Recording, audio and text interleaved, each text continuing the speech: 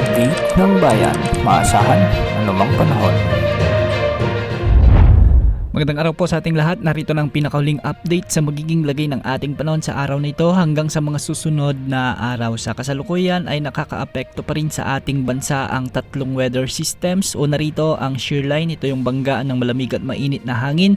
Ang easterlies o ang mainit na hangin mula sa karagatang Pasipiko at ang northeast monsoon o amihan na nagdadala naman ng malamig na panahon sa ilang bahagi sa hilagang Luzon. Unahin natin ang shear line na kung saan magdadala ito ng maulap na kalangitan, kalat-kalat na pagulan at pagkilat-pagkulog sa mga lalawigang sakop ng Cagayan, Isabela at Aurora. Mag-ingat po dahil posible ang banta ng mga biglaang pagbaha o pagguho ng lupa, lalo na kung may mga umiiral na katamtaman hanggang sa minsan ay malalakas na pag-ulan. Samantala, asahan naman ang pag-iral ng maalinsang panahon dulot ng easterlies. Sa Quezon Province, magiging maulap ang mga kalangitan na may mga kalat-kalat na pagulan at pagkidlat-pagkulog. Kaya mag-ingat rin po dahil minsan makakaranas ang lugar dito ng katamtaman at malalakas na pag-ulan na posibleng magdulot ng mga biglaang pagbaha o pagguho ng lupa. Samantala, malamig na panahon pa rin ang inaasahan sa mga lalawigan ng Ilocos Norte, Apayao, Batanes at Babuyan Islands. Asahan pa rin ang bahagyang maulap hanggang sa maulap na kalangitan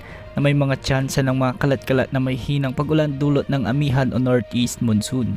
Para naman sa Metro Manila at nalalabi pang bahagi ng ating bansa ay magiging bahagyang maulap hanggang sa maulap rin ng mga papawirin na may mga tsansa ng mga kalat-kalat na pagulan at pagkilat-pagkulog dulot pa rin ng umiiral na easterlies. Sa mga lugar na ito ay posibleng makaranas ng mga biglaang pagbaha o pagguho ng lupa lalo na kung may mga umiiral na severe thunderstorms. Wala pa rin tayong namamonitor na LPA o bagyo sa loob at labas ng ating area of responsibility hanggang sa susunod na 3 at 5 araw. Sa mga susunod na araw ay posibleng magkaroon muli ng amihan surge o mas malakas na pagbugso ng northeast monsoon na magdadala ng mas malamig na panahon lalong-lalo na sa hilagang bahagi ng ating bansa. Posibleng ito na ang huling malakas na pagbugso ng amihan, ngunit hindi ibig sabihin nito ay magtatapos na ang amihan season sa ating bansa. Dahil nga sa unti-unti na tayong nagtatransition sa tag-init, sa mga susunod na linggo ay inaasahang mas tataas na rin ang temperatura at mas iinit na o mas maalinsangan